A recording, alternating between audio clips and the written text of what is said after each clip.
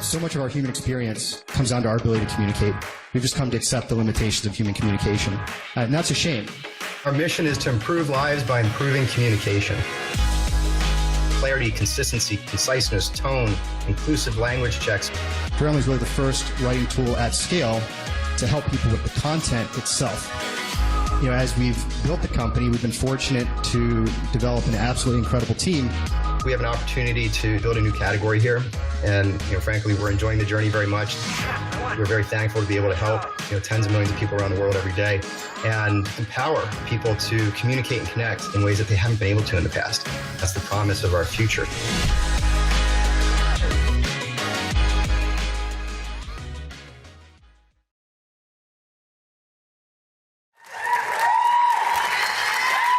Hello, good morning. It's great to see each of you. Thanks for joining today.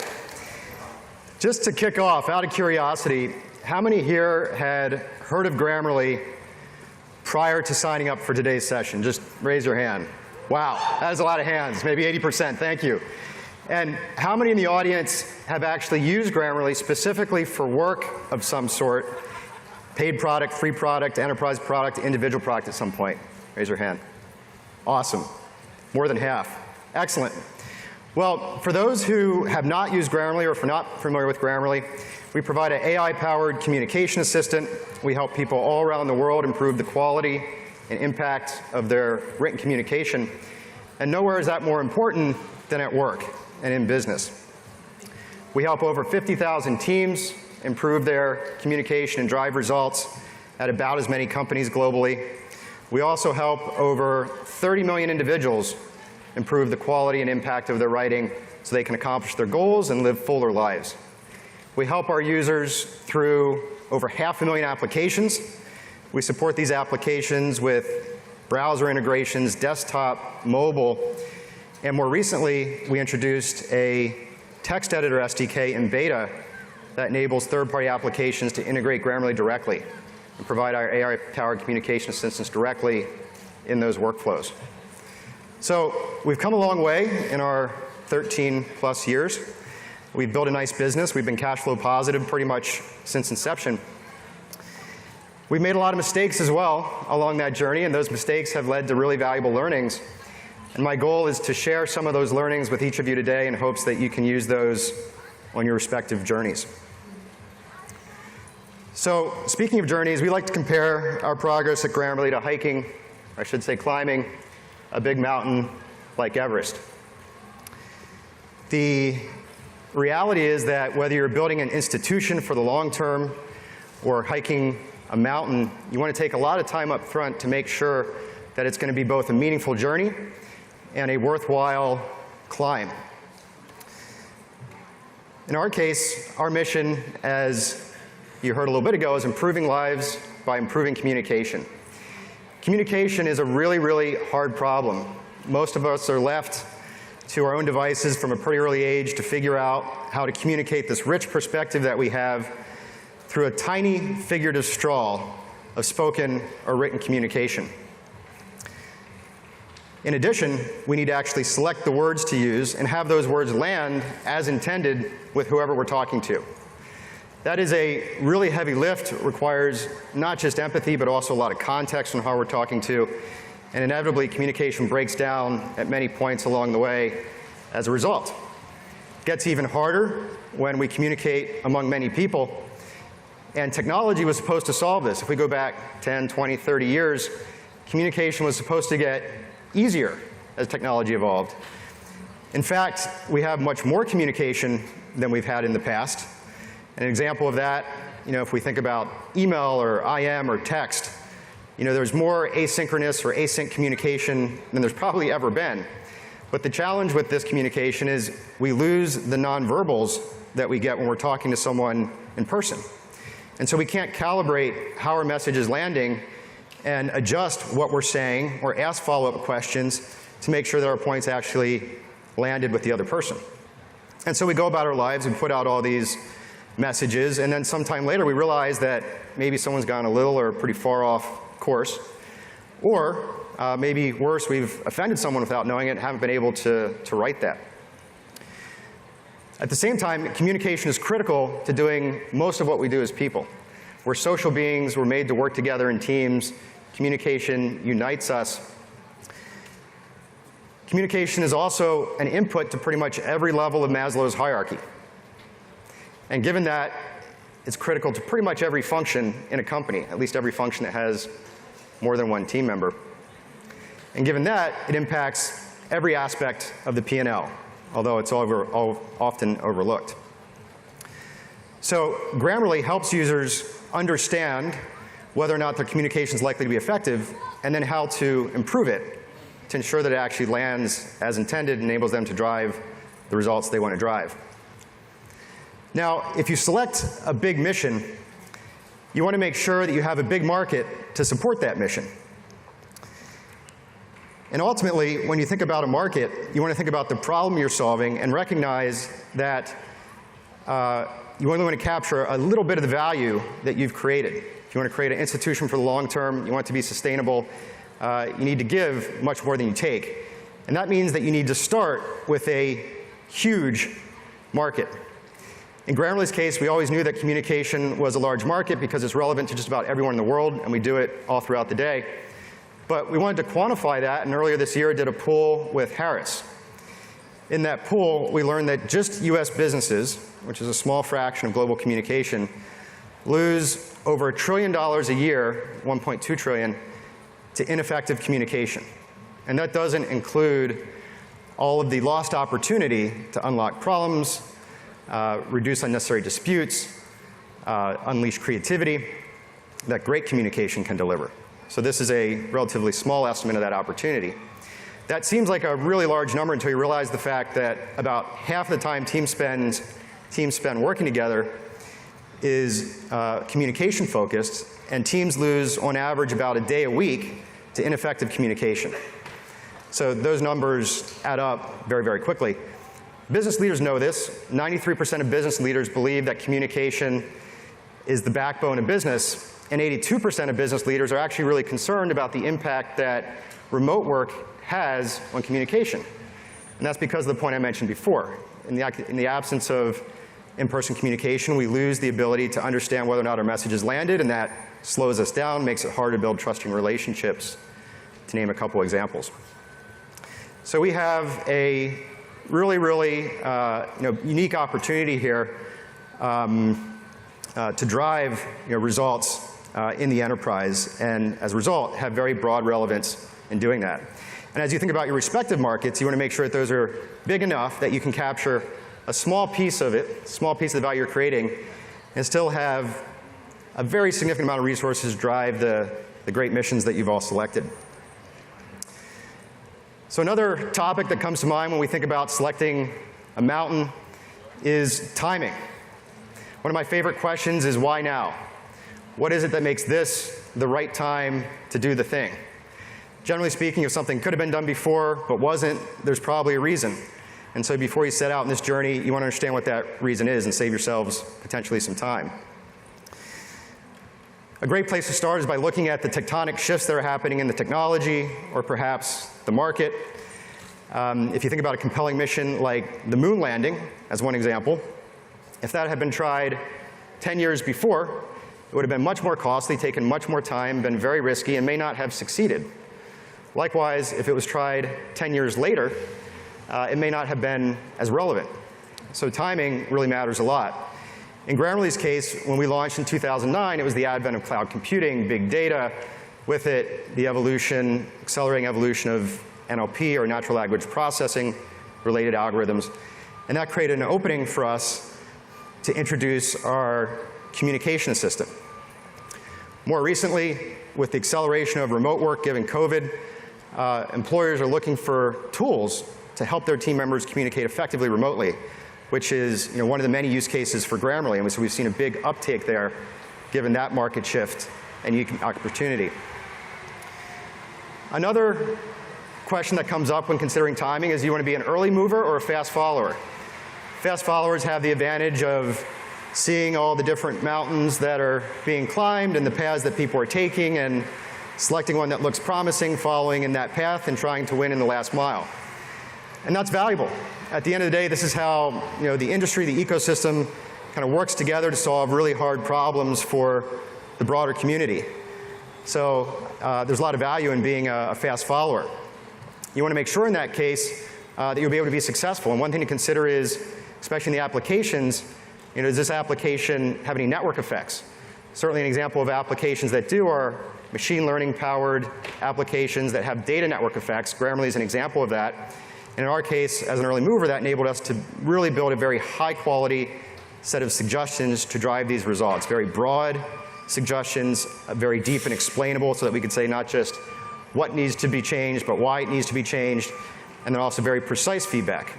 High levels, low levels of false positive and false negatives. So the other point I would mention, the other advantage of being an early mover, is you get to create something that didn't exist in the world before. So you can actually start with a mission, pull together an amazing team, work through really hard problems, make lots of mistakes, develop deep relationships in the process, and at the end of the day, bring something into the world that hasn't existed before. So it's just a really special journey, and it's not something that I would trade. So my vote would certainly be for doing something new. So once you've selected your mountain, the next step is, of course, to climb the mountain. And the way you do that, at least as a product company, is with an exceptional product. You build an exceptional product by focusing on your users and their problems. We do that at Grammarly by figuratively putting our users at the center of our decisions. We like to think about them as sitting in the real or virtual conference table, providing input as we are doing our day-to-day work to ensure that we're constantly evolving our product to better help and support them. And of course, our users are often not actually in those meetings, so that means each of us need to go really deep to understand our users at a very, very granular level. And how do we do that? Well, first off, just by talking to users every chance we get. I had the opportunity to talk to 3 users this morning backstage, which was spectacular. We always look for feedback and understand people's experiences directly, first and foremost. Secondly, we look for ambient feedback in social channels, support, through other functions that's sent to us directly. That's a really great source of input. As we grow our user base, we could then start using engagement data to see how our users are actually utilizing the product and inferring from that what's going great and what we could do better. 2 caveats there. First off, you need to think about the users that you have and whether or not they're representative of the users you expect to have in the future. If they're not, you're looking in the rearview mirror. The second thing to consider is that the leading indicators of value you choose to measure that engagement need to be aligned with your long-term goals. Likewise, if they're not, they may lead you in the wrong direction. With all that feedback, we can take all this. We also built a research team at Grammarly, which has been very helpful in going broad with users, deep, understanding qualitative and quantitative input across many different segments, personas, use cases. And so we take all this together to deeply understand each of our users, how they layer up to personas and how that nests with segments. And that helps us improve our current product, our current horizon, every day. Now, if you're building an institution for the long term, you're going to need multiple product horizons. And when you look beyond your current product horizon, sometimes it's a little harder to figure out exactly what it's going to be by talking only to users. So the key is to start with that deep user feedback and understanding as your foundation, and then abstract a bit, kind of blur your vision, and look for the similarities among all those users, and also look for the differences. And with that, you can start to see the greenfield emerge that might be your next product horizon. Now, when you do this, you got to be careful because it can introduce a bit of hubris. And it's really important to use a hypothesis-driven approach to test this new horizon that you've come up with. And do that by front-loading the riskiest elements and actually testing those elements directly with users to make sure those users do in fact value it as you expect, so that the time and energy and money that's being invested will be well spent. In Grammarly's case, going back to the very early days, we wanted to align our interest with our users. And we did that by selecting a business model where we're only paid, in our case, subscriptions, by our end users. That ensured that when we're sitting in these meetings, we don't have any divided loyalties. We're there to serve our users and them only. Likewise, it was very clear from the early days that privacy and security was critical to our users. We have a very intimate product experience, and so privacy and security was foundational. We like to call it our first feature, and we've invested heavily in that from the beginning. We also worked with our users to improve the very first version of Grammarly, which was essentially a spelling grammar checker, as our name suggests. That enabled us to get their feedback on our specific suggestions and evolve those to make those even more effective. But as we took a step back and listened to what our users were telling us, what became clear is that the reason many of them were looking to write accurately was not necessarily because they only cared about writing accurately, but rather because they viewed that as an input to a higher order problem, which in this case was accomplishing their communication goals or their goals more broadly. And so we took that as our next horizon many years ago and moved beyond the mechanics of writing, things like spelling and grammar feedback, to include much higher order points like clarity, consistency, conciseness, tone, inclusive language checks, just to name a few. And all of this feedback together enabled us to provide an end-to-end AI-powered communication assistant that augmented people's communication skills, enabling them to accomplish their goals, drive results, and do whatever it is they wanted to do in their lives. And that was really the core of the value that we were providing even in those early days, but we were able to expand that by taking a step back there. So once you build a great product, now you want to grow it. Of course, products in a vacuum don't mean much without users, so how do you do that? Well, one great way to do it is with product-led growth, or PLG. For those who are new to the term, the idea is that the product can actually sell itself without ever talking to someone. That's an incredibly high bar. It's very, very difficult to do. But it's also very, very valuable because if done right, it allows you to grow fast, efficiently, and actually learn in the process. So how do you do this? Well, I like to think about it with an analogy of a combination lock, as you can see on the screen here. Imagine that each of these 4 digits are product, messaging, marketing, and sales, in that order. We just talked about what you need to do to build a great product. In the case of messaging, it starts with understanding your use cases, the users that have those, the personas those users represent, and the segments those personas layer up to. That can feed both the product and also marketing. Marketing, of course, then goes and takes that information and finds potential users. They want to do that in a cost-effective way, qualify the users at some level, and bring them back to sales. One of the best forms of marketing, of course, is word of mouth. Grammarly benefits extensively from word of mouth, given the quality of our product, and that's one of the benefits of product-led growth. Now, in the case of sales, if we had a salesperson, that person could overcome any misalignments, between the 4 dimensions here if they existed. They could listen to the lead, they could overcome objections, and perhaps close the sale.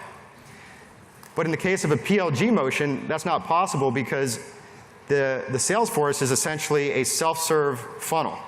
It's comprised of a website, a product, and possibly support as well. And that funnel needs to communicate very clearly to each potential user exactly what the solution is and whether or not that solves the user's problem. And that needs to be closely calibrated. If it's undercalibrated and undersells what the product provides, then you have a situation where someone leaves with a problem that could have been solved. On the other hand, if it oversells the problem, then you end up with someone buying a product that does not solve their problem, and you have bad revenue. So the key is to constantly adjust the fulcrum there and get to the point where everyone who has the problem understands this is a solution that meets that, and as a result, buys the product without ever talking to anyone. That takes a while. In Grammarly's case, it took us 3 years to build the first version of our freemium model. We did that from 2012 to 2015. But once we eventually unlocked it, as I mentioned earlier, it allowed us to grow very fast. It allowed us to grow very efficiently, in particular, cost effectively, so we've been cash flow positive since our early days as a result of that, and enabled us to put our product at the center of our go-to-market motion to evolve our product and create more value in our product more quickly as a result of aligning the 2 undertakings. And the way we did that in our early days was by starting with a exclusively paid product. So in the early days, someone had to put down a credit card to get access to any suggestions from Grammarly. And that was a very high bar to ensure that what we were building was something that users really, really needed and really, really found valuable. It also forced us to really focus a lot on the user experience, making sure it was very fluid, consistent, easy, and that with that, the onboarding process was also consistent. A great measure of success there is the enterprise. If you go into an enterprise, launch a product and don't get many questions from buyers or IT or support, you know you've done something right in that regard. In Grammarly's case, we have over, well, if you look at our enterprise customers, they generally get value in under 30 days, and they do that with little or no training, which we think is a great testament to our PLG motions. So once you have a great product, a successful PLG motion, now you got to scale this through time. And it's really hard to scale because you need to keep this combination lock aligned in each of these functions as you grow, naturally evolve. And how do you do that? Well, one of the things that we found really helpful is values. As you move beyond 5 or 7 people, things break. As you move beyond 150, you have another break point. And so you want to make sure that you have a plan to address that as you scale. In our case, our values are core values. They were shared among our original leadership team in the early days, and it was the subset of those shared values that we thought would make us successful as a company.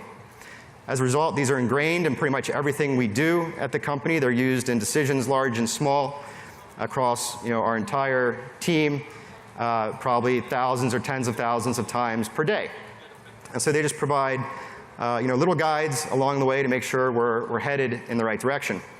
They happen to spell eager. That's a coincidence. But if you walked into any of our hubs while we're gathered, I think that's a great outward representation of what you would see and feel and the energy that our team has. I'll use a couple examples of how our values have helped with PLG specifically. If you think about empathy, this is basically our definition of great communication. Active listening, putting yourself in the other person's shoes, understanding not just the words they're saying, but the context with which they're saying it, updating our own internal perspectives accordingly, and then responding. That sounds pretty simple, but it's actually really hard and really rare. And so we strive to apply this in all our conversations at Grammarly. And when we're able to do that, we unlock creativity, we solve problems, we reduce disputes, and all these things together enable us to move more quickly in the right direction. Remarkable, the last on the list here, we define as essentially having a growth mindset, learning for the sake of it, being naturally curious, but also recognizing that the more you know, the less you know, and so having a level of humility with that knowledge that you gain. And that's very important in the case of user feedback, because when we're talking to individual users, it's very easy to just bucket those users in the personas or segments that we've identified. But the value of those conversations and the breakthroughs comes in the difference between what we know and that person's perspective. Even if it's just 10% or 1% of their perspective, that's where the really important details are. And as we get those details across a large user base, it leads to breakthroughs big and small. So you've selected your mountain, you have a great product and PLG motion and values to climb it. Now you want to enter the enterprise. And in this case, I'm using enterprise to mean a large organization. The good news is that enterprises are just made up of end users, number one. And number two, these end users can be champions, or they can be detractors based on their experience. End users also, in the case of applications at least, determine the success that application will have long-term in an enterprise. If they understand the value it provides, if it's easy to use, if it's something that integrates with the other workflows they have, chances are the impact will be much greater, and the retention of those accounts with it will be much higher. More recently, employees are really being empowered to find productivity applications that help them be more successful at work. They can buy those applications directly, so many end users are actually enterprise buyers as well. In Grammarly's case, we followed our customers to the enterprise. So in the early days, it was clear that we had users coming for professional reasons, personal reasons, academic reasons. And as they used Grammarly for any of those, they'd adopt it across their lives. and that certainly included work. So the majority of our users were also using Grammarly at work. We saw more and more professional applications represented more and more functions, broad geographies, industries, different sizes of companies. And it became clear that if we really wanted to serve our end users well, we'd also need to serve the organizations that they work with and for. So our first step in this direction was to take our end user PLG funnel and update it to enable end users in the enterprise to procure for teams or broader groups. That included updating the funnel itself to enable acquiring team-based accounts, introducing an admin dashboard, new product functionality. And we had a good amount of success with that. We had assumed and hoped that with that motion alone, we could have wall-to-wall implementations in large enterprises. And we were half right. We had individual accounts in about half of the Forbes 2000, which was something we felt great about, but we weren't getting these wall-to-wall implementations. As we dug into that, the reason, as I'm sure is obvious to many of you, is that there are more stakeholders in the enterprise. Those stakeholders start with the buyer, but also includes IT, maybe procurement, legal, other functions. And the web-based funnel was not really set up to think about how to identify and align all those stakeholders. The second key insight was that each of these stakeholders required their own new combination lock, which, as we've talked about, is a pretty big undertaking. So to go through an example, in the case of product, for buyers, we wanted to introduce an organization-wide version of Grammarly that would drive value not just for end users, but also for the organization. So we introduced new features there. Our style guide feature is an example of that. Our style guide enables entire teams or organizations to communicate consistently, effectively with the same vocabulary, inclusive language, tones that are in line with the organization's brand, internally and externally, so they can drive better results. We also greatly expanded the functionality of our administrative dashboard to make it easier to use and to make the value that we were driving there more clear. In the case of the second dimension here for messaging, we'd always invested heavily in privacy and security, and that certainly included enterprise-grade security. But we hadn't invested much in communicating that to the market. So there was a big gap between the perception of our security posture and the reality of it. And so we addressed that in a variety of ways, including getting a host of certifications. We got these certifications in under 2 years, which speaks to the quality of the foundation we already had in place. SOC 2, Type 2, ISO 27001, 1718, PCI, HIPAA. And this really provided a big step forward in helping IT understand the fact that we had a great product that could be trusted from a security perspective. In terms of marketing, there were a lot of new segment stakeholders that we wanted to address that we couldn't reach in our existing channels, so we built up a demand gen engine that would allow us to do that. And ultimately, the biggest change in this combination lock came in the case of the sales team itself. And so I've reserved a separate slide for that here. Sales in its purest form is matching a real problem with a real opportunity. When that happens, it creates value out of thin air. It may be the only function I know of that does that. And so there's immense value there. A self-serve funnel does that in an automated way. But the challenge, as I mentioned before, is a self-serve funnel, at least of the ones I've seen, can't effectively align multiple stakeholders. So the real value that a sales force brings, especially in large enterprises, is first off understanding who the decision makers are, who the stakeholders are, making sure they have a common understanding of the problem and fully understand what their problem is that they're trying to solve, and then testing whether or not the solution that's being offered in fact solves that problem or not.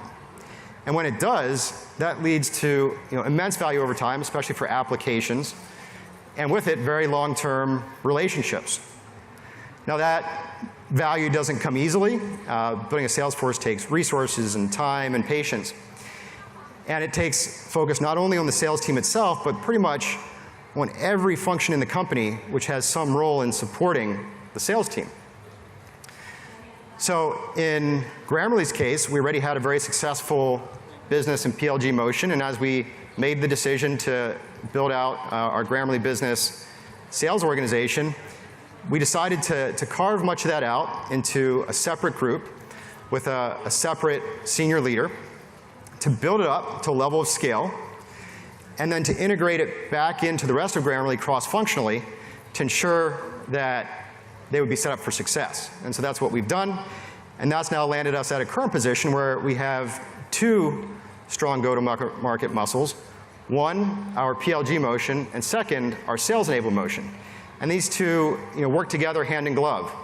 Our PLG motion helping to introduce Grammarly to end users, also helping to augment pieces of our sales-enabled process, and then in the case of the sales teams, going wall to wall in large enterprises. So to summarize, first off, put a lot of thought in the mountain you select. Chances are it's going to be a long journey. You want it to be meaningful. You want it to be worthwhile. You want to make sure you're going to have the resources to deliver on your mission. And of course, you want to make sure the timing's right so that you have some tailwinds to help you up this figurative mountain. Secondly, climb the mountain by building an exceptional product. Do that by focusing on your users.